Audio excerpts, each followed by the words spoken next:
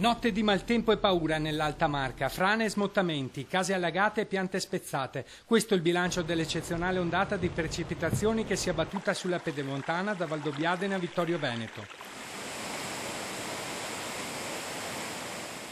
In pochi minuti sono caduti dai 20 ai 37 mm di pioggia, una cascata d'acqua che ha causato la discesa di colate di fango e detriti dalle pareti delle colline e alle sedi stradali. Particolarmente colpita l'area di Cison di Valmarino, dove sono dovuti intervenire gli uomini della Protezione Civile della provincia, che insieme al personale dei Vigili del Fuoco hanno provveduto a mettere in sicurezza 2 frane. Noi abbiamo la zona di Rolle che è molto critica per la morfologia del territorio, insomma si presta purtroppo a questo tipo di danni. Problemi anche nella vicina Follina, dove i Vigili del Fuoco sono dovuti intervenire in un gruppo di case allagate a Pedeguarda.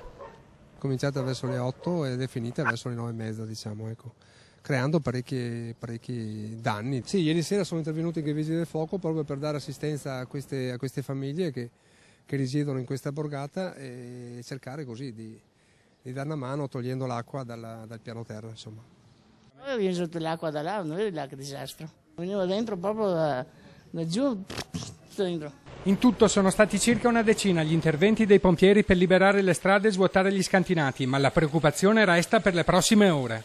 Noi ogni 2 o 3 ore andiamo a fare la verifica del territorio, anche perché il tempo è parecchio nero e piove parecchio.